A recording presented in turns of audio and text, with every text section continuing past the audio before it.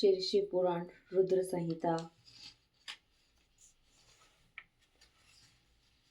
दंभ की तपस्या और विष्णु द्वारा उसे पुत्र प्राप्ति का वरदान। शंखचूड का जन्म, तप और उसे वर प्राप्ति। ब्रह्मा जी की आज्ञा से उसका पुष्कर में तुलसी के पास आना और उसके साथ वार्तालाप। ब्रह्मा जी का पुनः वहां प्रकट होकर दोनों को आशीर्वाद देना और शंखचूड का गंधर्व विवाह की विधि से तुलसी का पानी ग्रहण करना। तदंतर जलंधर की उत्पत्ति से लेकर उसके वध तक का प्रसंग सुनाकर सनत कुमार जी ने कहा, मुने, अब शंभु का दूसरा चरित्र प्रेम पूर्वक श्रवण करो। उसके सुनने मात्र से शिव भक्ति सुदृढ़ हो जाती है। व्यास जी, शंखचूड नामक एक महावीर दानव था जो देवों के लिए कंटक स्वरूप था। उसे शिवजी ने रण के मुहाने पर त्रिशूल से मार डाला था। शिवजी का वह दिव्य चरित्र परम पावन तथा पापनाशक है। तुम पर अधिक स्नेह होने के कारण मैं उसका वर्णन करता हूँ। तुम प्रेम पूर्वक उसे श्रवण करो। ब्रह्मा के पुत्र जो महर्षि मरीचि थे, उनके पुत्र कश्यप हुए। ये मननशील, धर्मिष्ठ, सृष्टिकर्ता, विद्या संपन्न तथा प्रजापति थे।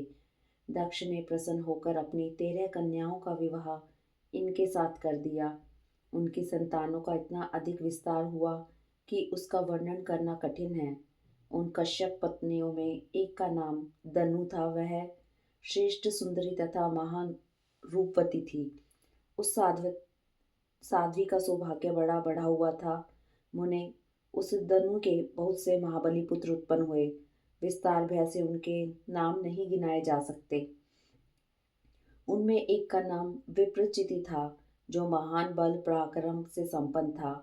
उसका पुत्र दंभ हुआ, जो जितेंद्रिय, धार्मिक तथा विष्णु भक्त था। जब उसके कोई पुत्र नहीं हुआ, तब उस वीर को चिंता व्याप्त हो गई। उसने शुक्राचार्य को गुरु बनाकर उनमें श्री कृष्ण मंत्र प्राप्त किया और पुष्कर में जाकर घोर तप करना आरंभ किया। वहां सुदृढ़ आसन लगाकर कृष्ण मंत्र का जाप करते हुए उसने 1 लाख वर्ष बिता दिए।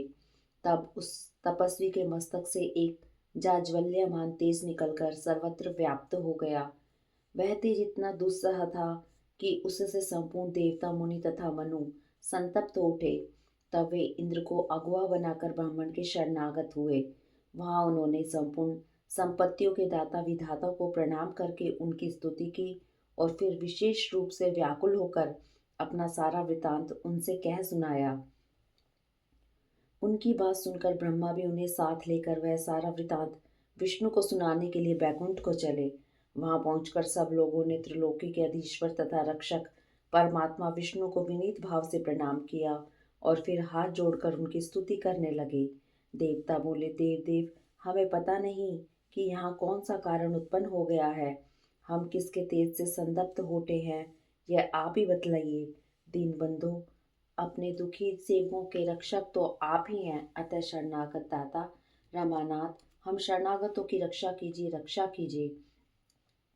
ब्रह्मा आदि देवताओं के वचन को सुनकर शरणागत वत्सल भगवान विष्णु मुस्कुराए और प्रेम पूर्वक बोले, अमरो, शांत रहो, घबराओ नहीं, भयभीत ना हो। कोई उलट पुलट नहीं होगा, क्योंकि अभी प्रलय का समय नहीं आया है। दंभ नामक दानव का यह जो तेज है, जो मेरा भक्त है और पुत्र की कामना से तप कर रहा है, मैं उसे वरदान देकर शांत कर दूंगा। भगवान विष्णु के यूं कहने पर ब्रह्मा आदि देवताओं की व्याकुलता जाती रही।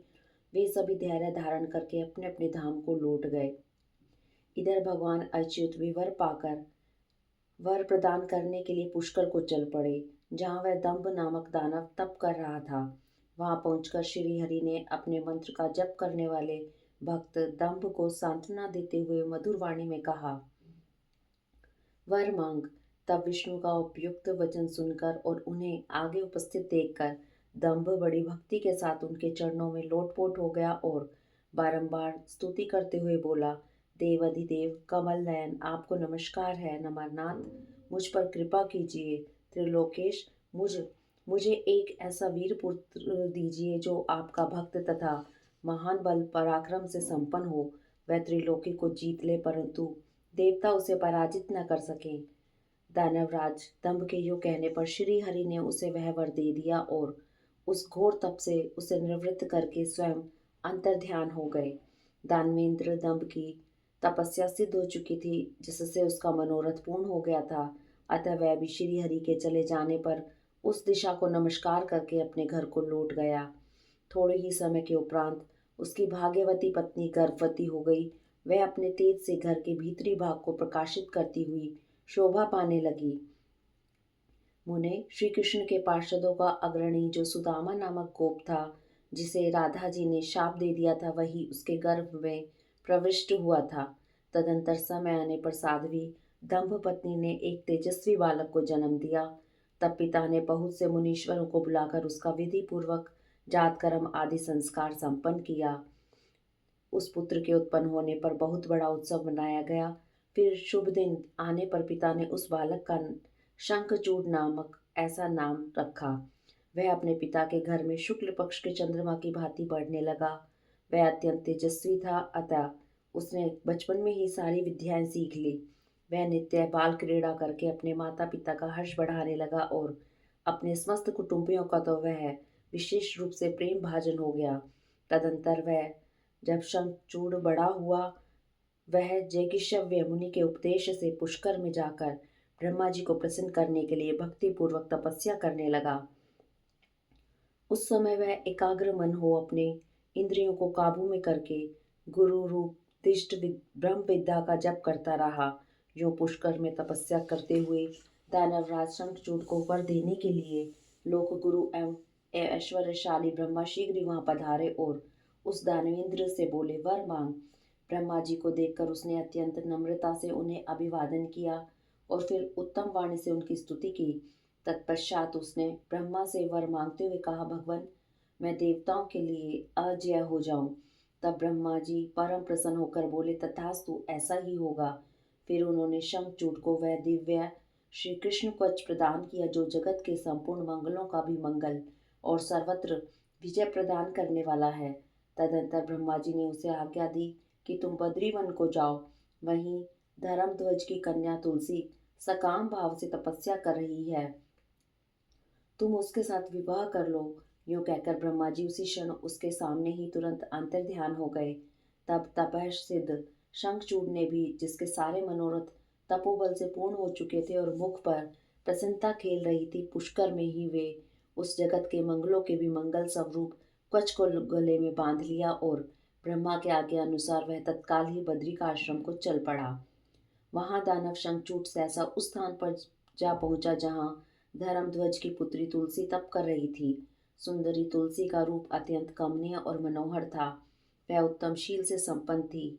उस सती को देखकर शंखचूड़ उसके समीप ही ठहर गया और मधुर वाणी में उससे बोला, सुंदरी, तुम कौन हो, किसकी पुत्री हो? तुम यहाँ चुपचाप बैठकर क्या कर रही हो? यह सारा रहस्य मुझे बतलाओ। शंखचूड़ के ये सकाम वचन सुनकर तुलसी ने उससे कहा, मैं धर्मध्वज की तपस्विनी कन्या हूँ और यहाँ तपोवन में तप कर रही हूँ। आप कौन हैं? सुखपूर्वक अपने अभिष्ट स्थान को चले जाइए, क्योंकि नारी जाति ब्रह्मा आदि को भी मोह में डाल देने वाली होती है। यह विषतुल्य निंदनीय दोष उत्पन्न करने वाली माया रूपणी तथा विचारशीलों को भी श्रृंखला के समान जकड़ लेने वाली होती है। तुलसी जब इस प्रकार रस भरी बातें कहकर चुप हो गई, तब उसे मुस्कुराती देखकर शंखचूड़ ने कहना आरंभ किया, देवी, तुमने जो बात कही है वह सारी की सारी मिथ्या हो। ऐसी बात नहीं है, उसमें कुछ सत्य है और कुछ असत्य भी। इसका विवरण मुझसे सुनो। शोभने, जगत में जितनी पतिव्रता नारियां हैं, उनमें तुम अग्रणी हो। मेरा तो ऐसा विचार है कि जैसे मैं पाप बुद्धि कामी नहीं हूँ, उसी प्रकार तुम भी काम पराधीना नहीं हो। फिर भी उस समय मैं ब्रह्मा जी की आज्ञा से तुम्हारे समीप आया हूँ और गांधर्व विवाह की विधि से तुम्हें ग्रहण करूंगा। भद्रे, क्या तुम मुझे नहीं जानती हो अथवा तुमने कभी मेरा नाम भी नहीं सुना है? देवताओं में भगदड़ डालने वाला शंखचूड़ मैं ही हूँ। मैं धनु का वंशज तथा दंभ नामक दानव का पुत्र हूँ। पूर्व काल में मैं श्री हरि का पार्षद था। मेरा नाम सुदामा गोप था। इस समय मैं राधिका जी के शाप से दानवराज शंखचूड़ होकर उत्पन्न हुआ हूँ। ये सारी बातें मुझे ज्ञात हैं, क्योंकि श्री कृष्ण के प्रभाव से मुझे अपने पूर्व जन्म का स्मरण बना हुआ है। तुलसी के समक्ष यूं कहकर शंखचूड़ चुप हो गया। जब दानवराज ने आदरपूर्वक तुलसी से ऐसा सत्य वचन कहा, तब वह प्रसन्न हुई और मुस्कुराकर कहने लगी, भद्र पुरुष, आज आपने अपनी सात्विक विचार से मुझे पराजित कर दिया है। जो पुरुष स्त्री द्वारा परास्त न हो सके वह संसार में धन्यवाद का पात्र है, क्योंकि जिसे स्त्री जीत लेती है वह पुरुष सदाचारी होते हुए भी सदा अपावन बना रहता है। देवता, पितर और समस्त मानव उसकी निंदा करते हैं। जन्नाना शौच तथा मरना शौच में ब्राह्मण 10 दिनों में, क्षत्रिय 12 दिनों में और वैश्य 15 दिनों में शुद्ध हो जाता है, और शूद्र की शुद्धि 1 मास में हो जाती है, ऐसा वेद का अनुशासन है। परंतु स्त्री से पराजित हुए पुरुष की शुद्धि चितादाह के अतिरिक्त अन्य किसी प्रकार से संभव ही नहीं है। इसी कारण उसके पितर उसके द्वारा दिए हुए पिंड, दर्पण आदि को इच्छानुसार ग्रहण नहीं करते तथा देवता भी उसके द्वारा अर्पित किए गए पुष्प, फल आदि को स्वीकार नहीं करते। जिसका मन स्त्रियों द्वारा आहत हो जाता है, उसके ज्ञान, उत्तम तप, जप, होम, पूजन, विद्या और दान से क्या लाभ, अर्थात उसके ये सभी निष्फल हो जाते हैं। मैंने आपके विद्या, प्रभाव और ज्ञान की जानकारी के लिए ही आपकी परीक्षा ली है, क्योंकि कामिनी को चाहिए कि वह अपने मनोनीत कांत की परीक्षा करके ही उसे पति रूप से वर्ण करे। जिस समय तुलसी यूं वार्तालाप कर रही थी, उसी समय सृष्टिकर्ता ब्रह्मा वहां आ पहुंचे और इस प्रकार कहने लगे, शंखचूड़, तुम इसके साथ क्या व्यर्थ में वाद विवाद कर रहे हो? तुम गंधर्व विवाह की विधि से इसका पानी ग्रहण करो, क्योंकि निश्चय ही तुम पुरुष रतन हो और यह सती साध्वी नारियों में रत्न स्वरूपा है। ऐसी दशा में निपुणा का निपुण के साथ समागम गुणकारी ही होगा। फिर तुलसी की ओर लक्ष्य करके बोले, सती साध्वी तुलसी, तू ऐसे गुणवान कांत की क्या परीक्षा ले रही है? यह तो देवताओं, असुरों तथा दानवों का मानवर्धन करने वाला है। सुंदरी, तू इसके साथ संपूर्ण लोकों में सर्वदा उत्तम उत्तम स्थानों पर चिरकाल तक यथाइष्ट विहार कर। शरीरांत होने पर यह पुनः गोलोक में श्री कृष्ण को ही प्राप्त होगा, और इसकी मृत्यु हो जाने पर तू भी वैकुंठ में चतुर्भुज भगवान को प्राप्त करेगी। इस प्रकार आशीर्वाद देकर ब्रह्मा अपने धाम को चले गए। तब दानव शंखचूड़ ने गंधर्व विवाह की विधि से तुलसी का पानी ग्रहण किया। जो तुलसी के साथ विवाह करके वह अपने पिता के स्थान को चला गया और मनोरम भवन में उस रमणी के साथ विहार करने लगा। इति श्री अध्याय 13 से लेके 21 तक। अध्याय 22। शंखचूड़ का असुर राज पर अभिषेक और उसके द्वारा देवों का अधिकार छीना जाना। जब शंखचूड़ ने तप करके वर प्राप्त कर लिया और वह विवाहित होकर अपने घर लौट आया, तब दानवों और दैत्यों को बड़ी प्रसन्नता हुई। वे सभी असुर तुरंत ही अपने लोक से बाहर निकलकर अपने गुरु शुक्राचार्य को साथ ले दल बनाकर उसके निकट आए और विनय पूर्वक उसे प्रणाम करके अनेकों प्रकार से आदर प्रदर्शित करते हुए उसका स्तवन करने लगे। फिर उसे अपनी तेजस्वी स्वामी मानकर अत्यंत प्रेम भाव से उसके पास ही खड़े हो गए। उधर दंभ कुमार शंखचूड़ ने भी अपने कुलगुरु शुक्राचार्य को आया देखकर बड़े आदर और भक्ति के साथ उन्हें साष्टांग प्रणाम किया। तदंतर गुरु शुक्राचार्य ने समस्त असुरों के साथ सलाह करके उसकी सम्मति से शंखचूड़ को दानवों तथा असुरों का अधिपति बना दिया। दंभपुत्र शंखचूड़ प्रतापी एवं वीर तो था ही, उस समय असुर राज्य पर अभिषिक्त होने के कारण वह असुर राज विशेष रूप से शोभा पाने लगा। तब उसने सहसा देवताओं पर आक्रमण करके वेग पूर्वक उनका संहार करना आरंभ किया। संपूर्ण देवता मिलकर भी उसके उत्कृष्ट तेज को सहन न कर सके, अतः वे समरभूमि से भाग चले और दीन होकर यत्र तत्र पर्वतों की खोहों में जा छिपे। उनकी स्वतंत्रता जाती रही। वे शंखचूड़ के वशवर्ती होने के कारण प्रभाहीन हो गए। इधर शूरवीर प्रतापी दंभ कुमार दानवराज शंखचूड़ ने भी संपूर्ण लोकों को जीतकर देवताओं का सारा अधिकार छीन लिया। वह त्रिलोकी को अपने अधीन करके संपूर्ण लोकों पर शासन करने लगा और स्वयं इंद्र बनकर सारे जग भागों को भी हड़पने लगा तथा अपनी शक्ति से कुबेर, सोम, सूर्य, अग्नि, यम और वायु आदि के अधिकारों का भी पालन करने लगा। उस समय महान बल पराक्रम से संपन्न महावीर शंखचूड़ समस्त देवताओं, असुरों, दानवों, राक्षसों, गंधर्वों, नागों, किन्नरों, मनुष्यों तथा त्रिलोकी के अन्य अन्य प्राणियों का एक छत्र सम्राट था। इस प्रकार महान राज्य राजेश्वर शंखचूड़ बहुत वर्षों तक संपूर्ण भुवनों के राज्य का उपभोग करता रहा। उसके राज्य में न अकाल पड़ता था, न महामारी और न अशुभ ग्रहों का ही प्रकोप होता था। आदि व्याधि का भी अब प्रभाव नहीं डाल पाती थी। यूं सारी प्रजा सदा सुखी रहती थी। पृथ्वी बिना जोते ही अनेक प्रकार के धान्य उत्पन्न करती थी। नाना प्रकार की औषधियाँ उत्तम उत्तम फलों और रसों से युक्त थी। उत्तम उत्तम मणियों की खदानें थी। समुद्र अपने तटों पर निरंतर ढेर के ढेर रत्न बिखेरते रहते थे। वृक्षों में सदा पुष्प फल लगे रहते थे। सरिताओं में सुस्वाद नीर बहता रहता था। देवताओं के अतिरिक्त सभी जीव सुखी थे। उनमें किसी प्रकार का विकार नहीं उत्पन्न होता था। चारों वर्णों तथा आश्रमों के सभी लोग अपने अपने धर्म में स्थित रहते थे।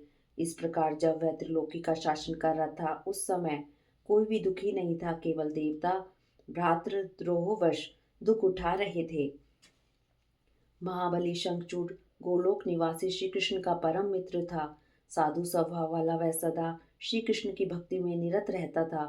पूर्व शापवश उसे दानव की योनि में जन्म लेना पड़ा था, परंतु दानव होने पर भी उसकी बुद्धि दानव की सी नहीं थी। तदंतर जो पराजित होकर राज्य से हाथ धो बैठे थे, वे सभी सुरगण तथा ऋषि परस्पर मंत्रणा करके ब्रह्मा जी की सभा को चले। वहां पहुंचकर उन्होंने ब्रह्मा जी का दर्शन किया और उनके चरणों में अभिवादन करके विशेष रूप से उनकी स्तुति की। फिर आकुलता पूर्वक अपना सारा वृतांत उन्हें कह सुनाया। तब ब्रह्मा उन सभी देवताओं तथा मुनियों को ढांढस बंधाकर उन्हें साथ ले सत्पुरुषों को सुख प्रदान करने वाले बैकुंठ लोक को चल पड़े। वहां पहुंचकर देवगणों सहित ब्रह्मा ने रमापति का दर्शन किया। उनके मस्तक पर किरीट सुशोभित था, कानों में कुंडल झलमला रहे थे और कंठ वनमाला से विभूषित था। वे चतुर्भुज देव अपनी चारों भुजाओं में शंख चक्र गदा और पद्म धारण किए हुए थे। श्री विग्रह पर पीताम्बर शोभा दे रहा था और सनंद आदि सिद्ध उनकी सेवा में नियुक्त थे। ऐसे सर्वव्यापी विष्णु की झांकी करके ब्रह्मा आदि देवताओं तथा मुनीश्वरों ने उन्हें प्रणाम किया और फिर भक्तिपूर्वक हाथ जोड़कर वे उनकी स्तुति करने लगे। देवता बोले, समर्थशाली वैकुंठ अधिपते, आप देवों के भी देव और लोकों के स्वामी हैं।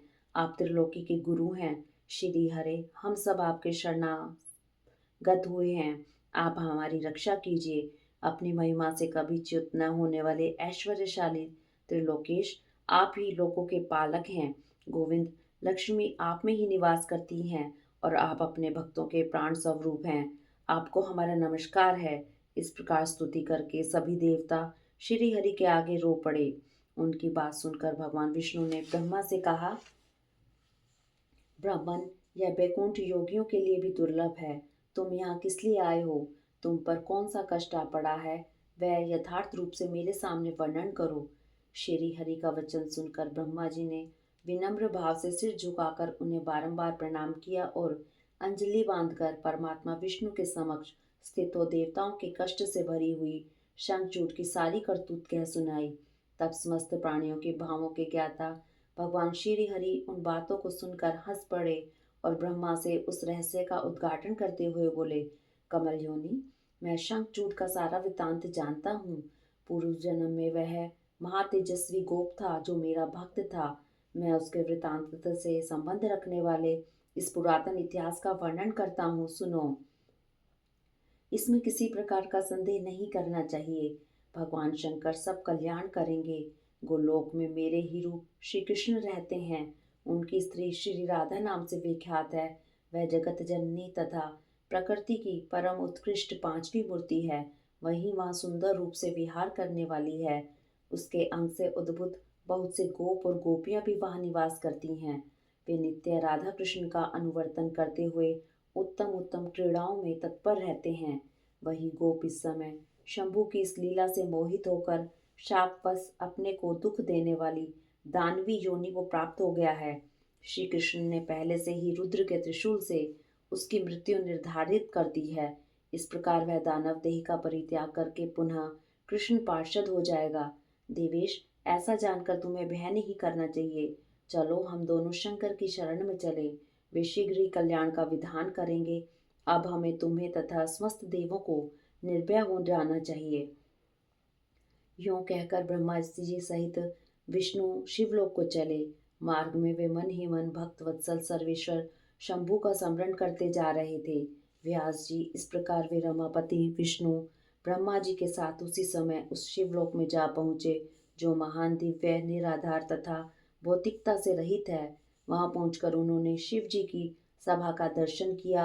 वह ऊंची एवं उत्कृष्ट प्रभावशाली सभा प्रकाश युक्त शरीरों वाले शिव पार्षदों से घिरी होने के कारण विशेष रूप से सुशोभित हो रही थी। उन पार्षदों का सुंदर कांति से युक्त महेश्वर के रूप के सदृश था। उनके 10 भुजाएं थी, 5 मुख और 3 नेत्र थे। गले में नील चिन्ह तथा शरीर का वर्ण अत्यंत गौर था। वे सभी श्रेष्ठ रत्नों से युक्त रुद्राक्ष और भस्म के आभरण से विभूषित थे।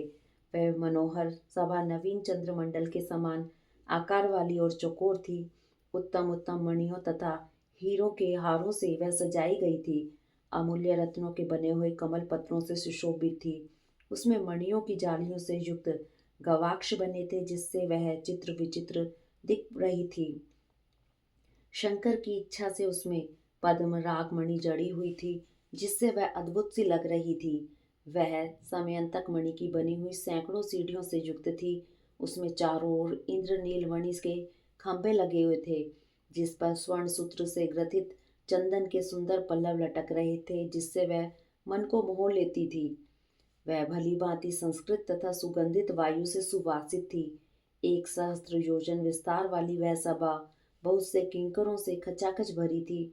उसके मध्य भाग में अमूल्य रत्नों द्वारा निर्मित एक विचित्र सिंहासन था। उसी पर उमा सहित शंकर विराजमान थे। उन्हें सुरेश्वर विष्णु ने देखा। वे तारकाओं से घिरे हुए चंद्रमा के समान लग रहे थे। वे किरीट कुंडल और रत्नों की मालाओं से विभूषित थे। उनके सारे अंग में भस्म रमाई हुई थी और वे लीला कमल धारण किए हुए थे। महान उल्लास से भरे हुए उमाकांत का मन शांत तथा प्रसन्न था। देवी पार्वती ने उन्हें सुवासित तांबूल प्रदान किया जिसे वे चबा रहे थे। शिवगण हाथ में श्वेत चवर लेकर परम भक्ति के साथ उनकी सेवा कर रहे थे और सिद्ध भक्तिवश सिर झुकाकर उनसे स्तवन में लगे थे। वे गुणातीत परेशान त्रिदेवों के जनक सर्वव्यापी निर्विकल्प निराकार स्वेच्छानुसार साकार कल्याण स्वरूप माया रहित अजन्मा आद माया के अधीश्वर प्रकृति और पुरुष से भी परात्पर सर्वसमर्थ परिपूर्णतम और समता युक्त हैं। ऐसे विशिष्ट गुणों से युक्त शिव को देखकर ब्रह्मा और विष्णु ने हाथ जोड़कर उन्हें प्रणाम किया और फिर वे स्तुति करने लगे। विविध प्रकार से स्तुति करके अंत में वे बोले, भगवान, आप तीनों और अनाथों के सहायक, दीनों के प्रतिपालक, दीन बंधु, त्रिलोकी के अधीश्वर और शरणागत वत्सल हैं। गौरीश, हमारा उद्धार कीजिए। परमेश्वर, हम पर कृपा कीजिए। नाथ, हम आपके ही अधीन हैं। अब आपकी जैसी इच्छा हो वैसा करें। इति श्री अध्याय 21 से 29-30। देवताओं का रुद्र के पास आकर अपना दुख निवेदन करना। दानवराज के दूत और शिव की बातचीत। तदंतर जो अत्यंत दीनता को प्राप्त हो गए थे, उन ब्रह्मा और विष्णु का वचन सुनकर शिव जी मुस्कुराए और मेघ गर्जना के समान गंभीर वाणी में बोले, हे हरे, हे ब्रह्मन, तुम लोग शंखचूड़ द्वारा उत्पन्न हुए भय को सर्वदा त्याग दो। निसंदेह तुम्हारा कल्याण होगा। मैं शंखचूड़ का सारा वृतांत यथार्थ रूप से जानता हूँ। वह पूर्व जन्म में एक गोप था जो ऐश्वर्यशाली भगवान श्री कृष्ण का भक्त था। इसका नाम सुदामा था। वही सुदामा राधा जी के शाप से शंखचूड़ नामक दानवराज होकर उत्पन्न हुआ है। यह परम धर्मज्ञ और देवताओं से द्रोह करने वाला है। यह दुर्बुद्धिवश अपने उत्कृष्ट बल के भरोसे संपूर्ण देवगणों को कलेश दे रहा है। अब तुम लोग प्रेम पूर्वक मेरी बात सुनो और देवों को आनंदित करने के लिए शीघ्र ही कैलाशवासी रुद्र के समीप जाओ। वह रुद्र रूप मेरा ही उत्तम पूर्ण रूप है। मैं ही देव कार्य की सिद्धि के हेतु पृथक स्वरूप धारण करके वहां प्रकट हुआ हूँ। मेरा वह रूप ऐश्वर्यशाली तथा परिपूर्णतम है। हरे, इसलिए मैं भक्तों के वशीभूत हो कैलाश पर्वत पर सदा निवास करता हूँ। तदंतर कैलाश पहुंचकर देवताओं ने भगवान महेश की स्तुति की और अंत में कहा, महेशान, आप तो कृपा के आकर हैं, दीनों का उद्धार करना तो आपका बाना है प्रभु। दानवराज शंखचूड़ का वध करके इंद्र को उसके भय से मुक्त कीजिए और देवों को इस विपत्ति से उबारिए। तब भक्त वत्सल शंभु देवताओं की इस प्रार्थना को सुनकर हंसे और मेघ गर्जन किसी गंभीर वाणी में बोले, हे हरे, हे ब्राह्मण, हे देवगण, तुम लोग अपने अपने स्थान को लौट जाओ। मैं निश्चय ही सैनिकों सहित शंखचूड़ का वध कर डालूंगा, इसमें तनिक भी संशय नहीं है। व्यास जी महेश्वर के उस अमृतसावी वचन को सुनकर संपूर्ण देवताओं को परम आनंद हुआ। उस समय उन्होंने समझ लिया कि अब दानव शंखचूड़ मरा हुआ ही है। तब महेश्वर के चरणों में प्रणिपात करके विष्णु बैकुंठ को और ब्रह्मा सत्यलोक को चले गए तथा संपूर्ण देवता भी अपने अपने स्थान को प्रस्थित हुए। इधर उन महारुद्र ने, जो परमेश्वर दुष्टों के लिए काल रूप और सत्पुरुषों की गति हैं, देवताओं की इच्छा से अपने मन में शंखचूड़ के वध का निश्चय किया। तब उन्होंने प्रसन्नतापूर्वक अपने प्रेमी गंधर्वराज चित्ररथ को दूत बनाकर शीघ्र ही चंड शंखचूड़ के पास भेजा। चित्ररथ ने वहां जाकर शंखचूड़ को खूब समझाकर कहा, परंतु उसने बिना युद्ध किए देवताओं को राज्य लौटाना स्वीकार नहीं किया और कहा, मैंने ऐसा दृढ़ निश्चय कर लिया है कि महेश्वर के साथ युद्ध के बिना न तो मैं राज्य ही वापस दूंगा और न अधिकारों को ही लौटाऊंगा। तो कल्याण करता रुद्र के पास लौट जा और मेरी कही हुई बात यथार्थ रूप से उनसे कह दे। वे जैसा उचित समझेंगे वैसा करेंगे। तू व्यर्थ बकवाद मत कर। ज्यों कहे जाने पर शिवदूत पुष्पदंत अपने स्वामी महेश्वर के पास लौट गया और उनसे सारी बातें ठीक ठीक कह दी। तब उस दूत के वचन को सुनकर देवताओं के स्वामी भगवान शंकर को क्रोध आ गया। उन्होंने अपने वीरभद्र आदि गणों से कहा, हे वीरभद्र, हे नंदिन, क्षेत्रपाल, आठों भैरव, मैं आज शीघ्र ही शंखचूड़ का वध करने के निमित्त चलता हूँ। अतः मेरी आज्ञा से मेरे सभी बलशाली गण आयुधों से लेकर लैस होकर तैयार हो जाएं और अभी अभी कुमारों स्वामी कार्तिक और गणेश के साथ रण यात्रा करें। भद्रकाली भी अपने सेना के साथ युद्ध के लिए प्रस्थान करे। ऐसी आज्ञा देकर शिव जी अपनी सेना के साथ चल पड़े। फिर तो सभी वीरगण हर्षमग्न होकर उनके पीछे पीछे चलने लगे। इसी समय संपूर्ण सेनाओं के अध्यक्ष स्कंद और गणेश भी हर्ष से भरे हुए कवच धारण करके सशस्त्र शिव जी के निकट आ पहुंचे। फिर वीरभद्र, नंदी, महाकाल, सुभद्रक, विशालाक्ष, बाण, पिंगलाक्ष, विकंपन, विरूप, विकृति, मणिभद्र, वाष्कल, कपिल, दीर्घदृष्ट, विकार, ताम्रलोचन, कालंकर, बलिभद्र, कालजीही, कुटीचर, बलोन्मत्त, रणशलाघ्य, दुर्जय, दुर्गम आदि गण नायक जो प्रधान प्रधान सेनापति थे, शिव जी के साथ चल पड़े। उनके गणों की संख्या करोड़ों करोड़ों थी। आठों भैरव, एकादश भयंकर रुद्र, आठों वसु, इंद्र, 12 आदित्य, अग्नि, चंद्रमा, विश्वकर्मा, दोनों अश्विनी कुमार, कुबेर, यम, नृतकी, नलकूबर, वायु, वरुण, बुध, मंगल तथा अन्य अन्य ग्रह, पराक्रमी, कामदेव, उग्रदृष्ट, उग्रदंड और कोटक और कोरट आदि ने भी शीघ्र ही महेश्वर का अनुगमन किया। स्वयं महेश्वरी देवी भद्रकाली भी 100 भुजा धारण करके शिव जी के साथ चली। वे उत्तम उत्तम रत्नों से बने हुए विमान पर आरूढ़ थी। उनके शरीर पर लाल चंदन का अनुलेप लगा था और लाल वस्त्र शोभा पा रहा था। वे हर्षमगन होकर हंसती नाचती और उत्तम स्वर से गान करती हुई अपने भक्तों को अभय तथा शत्रुओं को भय प्रदान कर रही थी। उनकी 1 योजन लंबी कृष्णाकार जीवा लपलपा रही थी। वे अपने हाथों में शंख, चक्र, गदा, पद्म, ढाल, तलवार, धनुष, बाण, 1 योजन विस्तार वाला गहरा गोलाकार खप्पर, गगनचुंबी त्रिशूल, 1 योजन लंबी शक्ति, मुदगर, मुसल, व्रज, खड़ग, तीखा फलक, वैष्णव वस्त्र, वरुणास्त्र, वायव्यास्त्र, नागपाश, नारायणास्त्र, गंधर्वास्त्र, ब्रह्मास्त्र, गरुड़ास्त्र, पर्जन्यास्त्र, पाशुपत अस्त्र, जृंभण्याय अस्त्र, पर्वता अस्त्र, महान पराक्रमी सूर्यास्त्र, काल काल, महानल, महेश्वरास्त्र, जमदंडाय अस्त्र, सम्मोहनाय अस्त्र तथा समर्थ दिव्य अस्त्र और अन्य अन्य सैकड़ों दिव्य अस्त्र धारण किए हुए थी। करोड़ों योगिनियां तथा डाकनियां उनके साथ थी। फिर भूत प्रेत पिशाच कुष्मांड ब्रह्म राक्षस बैताल राक्षस यक्ष और किन्नर आदि से घिरे हुए स्कंद ने पिता के पास आकर उन चंद्रशेखर को प्रणाम किया और उनकी आज्ञा से पार्श्व भाग में स्थित होकर सहायक का स्थान ग्रहण किया। तदंतर रुद्र रूपधारी शंभु अपनी सारी सेना को इकट्ठी करके शंखचूड़ के साथ लोहा लेने के लिए निर्भयता पूर्वक आगे बढ़े और देवताओं का उद्धार करने के लिए चंद्रभागा नदी के तट पर मनोहर वट वृक्ष के नीचे खड़े हो गए। उधर जब शिवदूत चला गया तब प्रतापी शंखचूड़ ने महल के भीतर जाकर तुलसी से वह सारी वार्ता कह सुनाई। शंखचूड़ ने कहा, देवी, शंभू के दूत के मुख से रण निमंत्रण सुनकर मैं युद्ध के लिए उद्यत हुआ हूँ और उनसे जूझने के लिए मैं निश्चय ही जाऊंगा। तुम उसके लिए मुझे आज्ञा दो। यूं कहकर उस ज्ञानी ने अपनी प्रिया को नाना प्रकार से समझाया।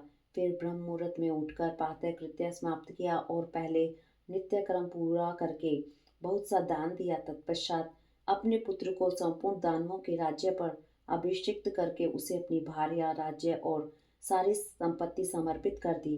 पुनः जब उसकी प्रिया तुलसी रोती हुई उसकी रण यात्रा का निषेध करने लगी तब राजा शंखचूड़ ने नाना प्रकार की कथाएं कहकर उसे ढांढस बंधाया।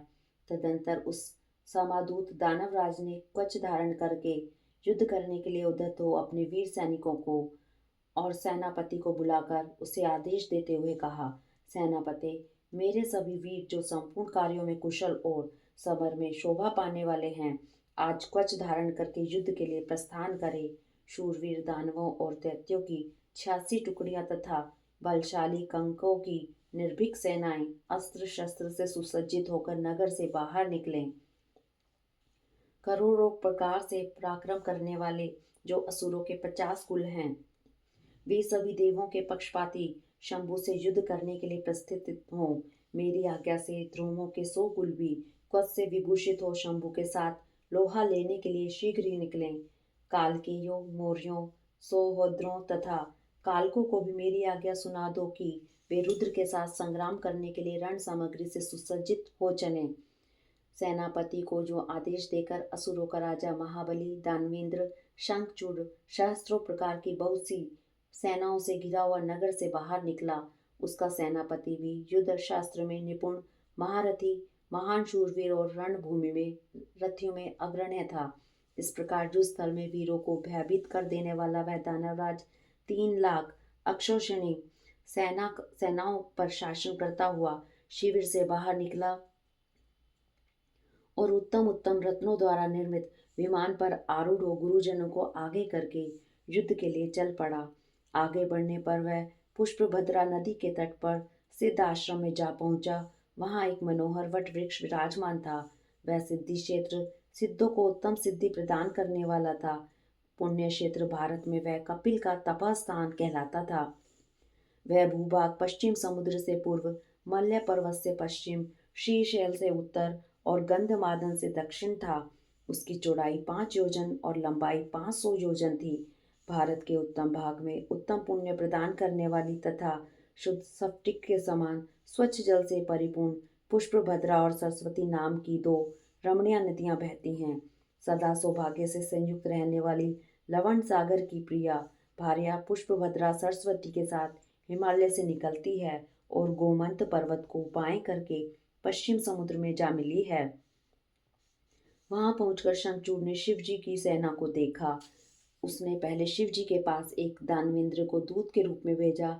उसने शिव जी से युद्ध न करने के लिए कहा और शिव जी ने भी उसे देवताओं का राज्य लौटा देने की बात कही।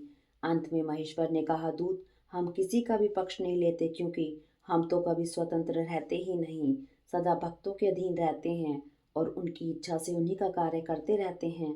देखो, पूर्व काल में ब्रह्मा की प्रार्थना से पहल प्रलय समुद्र में श्री हरि और दैत्य श्रेष्ठ मधुकैटभ का भी युद्ध हुआ था। पुनः भक्तों के हितकारी उन्हीं श्री विष्णु ने देवताओं की प्रार्थना करने पर प्रहलाद के कारण हिरण्यकशिपु का वध किया था। तुमने यह भी सुना होगा कि पहले जो मैंने त्रिपुरों के साथ युद्ध करके उन्हें भस्म कर डाला था, वह भी देवों की प्रार्थना पर ही हुआ था। पूर्व काल में सर्वेश्वरी जगत जननी का जो शुभ आदि के साथ युद्ध हुआ था और जिसमें उन्होंने उन दैत्यों का वध कर डाला था, वह भी देवताओं के प्रार्थना करने पर ही घटित हुआ था। वे ही सभी देवगण आज भी ब्रह्मा के शरणापन्न हुए हैं। तब वे उन देवताओं और श्री हरि के साथ मेरी शरण में आए थे।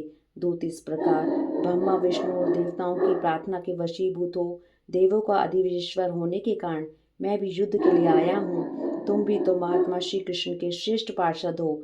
अब तक जो जो दैत्य मारे गए हैं उनमें से कोई भी तुम्हारी समानता नहीं कर सकता। इसलिए राजन, देव कार्य की सिद्धि के लिए तुम्हारे साथ युद्ध करने में मुझे कौन सी बड़ी लज्जा होगी, अर्थात कुछ नहीं, क्योंकि मैं ईश्वर हूँ और देवताओं ने मुझे विनयपूर्वक भेजा है। अतः तुम जाओ और शंखचूड़ से मेरी बात कह दो, वह जैसा उचित समझे वैसा करेगा। मुझे तो देवताओं का कार्य करना ही है। यूं कहकर कल्याणकारी महेश्वर चुप हो गए। तब शंखचूड़ का वह दूत उठा और उनके पास से चल दिया। इति श्री अध्याय 31 से 35। हरिओम तत्सत।